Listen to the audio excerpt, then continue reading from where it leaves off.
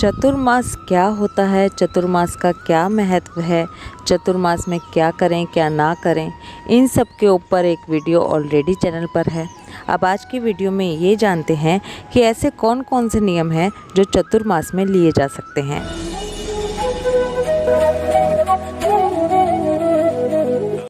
आज की ये वीडियो बनाने का जो मेन पर्पस है वो ये है कि कई बार हम लोगों के साथ ऐसा होता है कि हम समझ ही नहीं पाते कि हम क्या नियम लें। 4 महीने हैं और इस बार तो 5 महीने हो जाएंगे क्योंकि अधिक मास आ रहा है। तो हम लोग ये सोचते हैं कि कोई नियम हम 5 महीने तक निभा पाएंगे या नहीं निभा पाएंगे।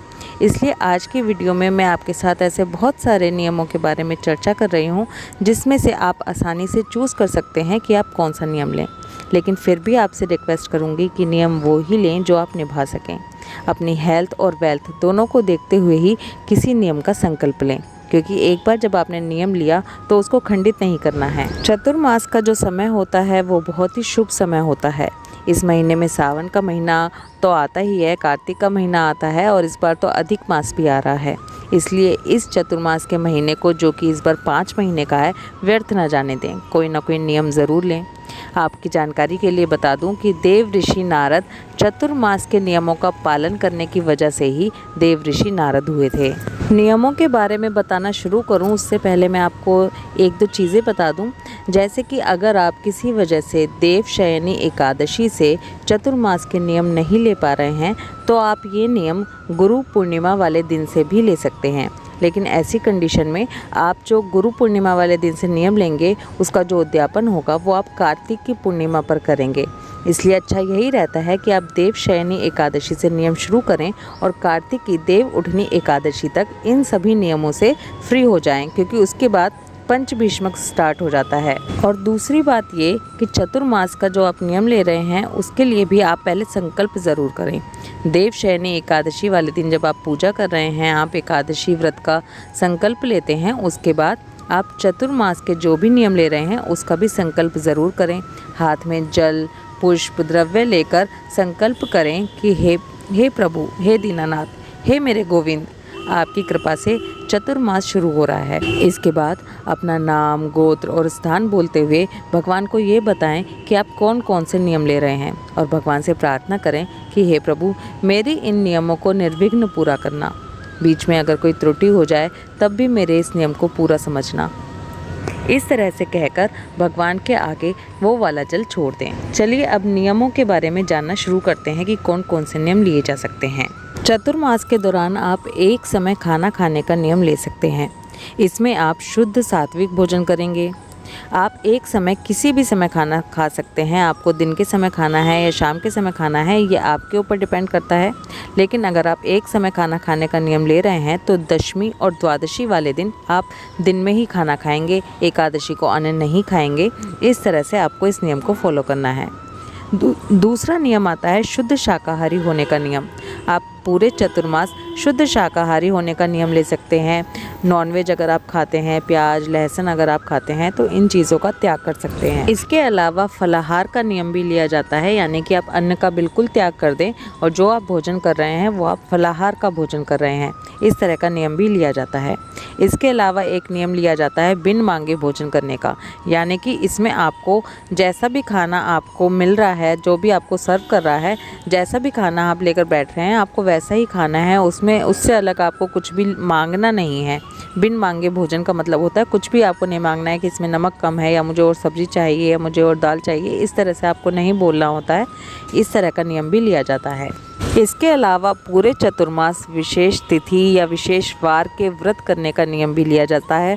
जैसे कि आप पूरे 4 महीने एकादशी व्रत, पूर्णमासी व्रत, सोमवार का व्रत, वीरवार का व्रत, इस तरह के व्रत करने का नियम भी ले सकते हैं। व्रतों के अलावा पूजा पाठ के नियम भी लिए जाते हैं। जैसे आप पूरे चतुर्मास तुलसा जी की सेवा, तुलसा जी में जल चढ़ाना, दीप दान करना, इस तरह का नियम ले सकते हैं।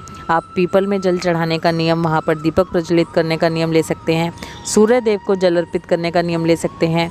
आप ध्यान रखें कि संडे के दिन पीपल की और तुलसी देवी की दोनों की ही पूजा नहीं की जाती। आप रोज़ाना दीपदान करने का नियम भी ले सकते हैं। तुलसी देवी पर, पीपल पर, विष्णु भगवान के मंदिर पर, शिवजी जी पर, चौराहे पर, गौशाला में, आप कहीं भी दीप दान का नियम ले सकते हैं। चतुर्मास में खास तौर से कार्तिक के महीने में दीप दान का बहुत ही अधिक महत्व बताया गया है। आप रोजाना शिवजी जी पर जल चढ़ाने का, बेलपत्र चढ़ाने का नियम भी ले सकते हैं। आप रोजाना किसी ग्रंथ को पढ़ना, सुनना या सुनाने का नियम भी ले सकते हैं। रामचरितमानस है, भगवत गीता है, श्रीमद् भागवत है, विष्णु पुराण है। आप पूरे चतुर्मास मंत्र जाप करने का नियम भी ले सकते हैं। चतुर्मास में ओम नमो नारायणाय नमः इस मंत्र का जाप करना बहुत अच्छा होता है। अगर आप दीक्षित हैं, आपने किसी गुरु से दीक्षा ले रखी है, तो आप उसी मंत्र का जाप कीजिए। नहीं तो आप इसके अलावा जो बहुत से मंत्र हैं जो आपको आसानी से याद हो जाते हैं, आप उनका मंत्र जाप भी करके इसका भी नियम ले सकते हैं। या फिर आप ऑलरेडी मंत्र जाप करते हैं, पहले से ही करते हैं, तो आप चतुर्मास में उन मंत्रों की संख्या, माला जाप की संख्या को बढ़ाने का नियम भी ले सकते हैं। जितने करते हैं उससे ज़्यादा करने का नियम भी लिया जा सकता है। इसके अलावा चतुर्मास में विष्णु सहस्रनाम पढ़ने का नियम लिया जा सकता है। विष्णु सहस्रनाम पढ़ने या सुनने का नियम लिया जा सकता है। विष्णु सहस्रनाम का पाठ करना और सुनना दोनों ही बहुत अच्छा होता है। चतुर्मास के दौरान दान करने का नियम लिया जा सकता है। चतुर्मास में दान का बहुत अधिक महत्व बताया गया है। आप रोज़ाना एक एक चीज़ दान करने का नियम ले सकते हैं, या फिर आप अलग अलग चीज़ें दान करने का नियम ले सकते हैं। आज आपने चावल दान कर दी, कल दाल दान कर दी, आटा दान कर दिया, ऐसे ले सकते हैं। या फिर एक ही चीज़ को पूरे 4 महीने तक दान करने का नियम ले सकते हैं। इसमें आप कुछ भी दान कर सकते हैं। वस्त्र दान, अन्न दान, श्रम दान, जो भी आपकी सामर्थ्य के अनुसार हो वो आप नियम लीजिए और दान ज़रूर कीजिए। या फिर आप ऐसे भी कर सकते हैं कि आप रोज़ाना एक एक कॉइन यानी कि कुछ पैसे निकालने का नियम लें। 1 रुपया, 2 रुपया, 5 रुपये, 10 रुपये, जो भी आपकी क्षमता के अनुसार हो, रोज़ाना वो रुपये आप निकालते जाइए। और जब 1 महीना या फिर सीधे 4 महीने बाद उसका आपको सामान लेके वो दान कर दीजिए। इस तरह से भी दान किया जा सकता है। जो भी आप दान कर रहे हैं उसकी संख्या कितनी होनी चाहिए, उसकी क्वांटिटी कितनी होनी चाहिए, ये पूरी तरह से आपके ऊपर डिपेंड करता है। चतुर्मास में खाने पीने की चीज़ों का त्याग करने का जो नियम होता है, इसका बहुत ही महत्व होता है। इसका बहुत अधिक महत्व बताया गया है। इसमें आप अपनी मनपसंद जो खाने की चीज़ होती हैं उनका त्याग किया जाता है। इसमें आप इस तरह से भी कर सकते हैं, अगर आप पूरे चतुर्मास किसी चीज़ का त्याग नहीं करना चाहते तो आप ऐसे भी कर सकते हैं कि सावन में पत्तेदार सब्जियों का त्याग करना चाहिए, भादों में दही, अश्विन में दूध और कार्तिक का महीना आने पर दाल और बैंगन का त्याग किया जाता है। इस तरह से भी आप त्याग कर सकते हैं। पूरे चतुर्मास तेल का त्याग करने का नियम लिया जा सकता है। इसमें तेल खाना और तेल लगाना दोनों ही वर्जित होते हैं, या फिर आप दोनों में से एक चीज़ का भी त्याग कर सकते हैं। चतुर्मास के दौरान आप अपनी भौतिक सुख सुविधाओं का त्याग करने का नियम भी ले सकते हैं। जैसे आप ज़मीन पर बैठकर खाना खाने का नियम ले सकते हैं, आप चप्पलों का त्याग कर सकते हैं, आप ज़मीन पर सोने का नियम ले सकते हैं। इसके अलावा कुछ नियम ऐसे होते हैं जो हमारी डेली लाइफ से जुड़े होते हैं। इस तरह के नियम भी लिए जा सकते हैं। जैसे आप रोज़ाना सूर्योदय से पहले उठकर स्नान करने का नियम ले सकते हैं। रोज़ाना चरणामृत पीकर अपना दिन शुरू करने का नियम ले सकते हैं। रोज़ाना बड़ों को प्रणाम करके अपना दिन शुरू करने का नियम ले सकते हैं। बल्कि मैं तो कहूँगी बच्चों के लिए सबसे आसान नियम होता है। बच्चों को तो ये नियम आपको दिलवाना ही चाहिए कि बच्चे रोज़ाना सुबह उठकर सबको प्रणाम करें, राम राम करें, राधे राधे बोलें। इस तरह का नियम लिया जा सकता है। इसके अलावा मंदिर में भगवान विष्णु की, तुलसा जी की परिक्रमा करने का नियम भी लिया जा सकता है। आप मौन रहने का नियम भी ले सकते हैं। ये बहुत ही अच्छा नियम होता है। पूरे 4 महीने मौन रहना तो पॉसिबल नहीं होता। इसको आप इस तरह से डिवाइड कर सकते हैं कि मैं दोपहर का खाना खाते समय मौन रहूँगी, या मैं रात का खाना खाते समय मौन रहूँगी, या मैं इस टाइम से इस टाइम तक मौन रहूँगी। इस तरह से भी इस नियम को लिया जा सकता है। मौन रहकर खाना खाने का नियम बहुत ही अच्छा नियम है। ऐसा करने से राक्षस योनि से मुक्ति मिलती है। ब्रह्मचर्य व्रत का पालन करने का नियम लिया जा सकता है। भगवान को रोज़ाना तुलसी दल अर्पित करने का नियम लिया जा सकता है। रोज़ाना मंदिर जाने का नियम भी लिया जा सकता है।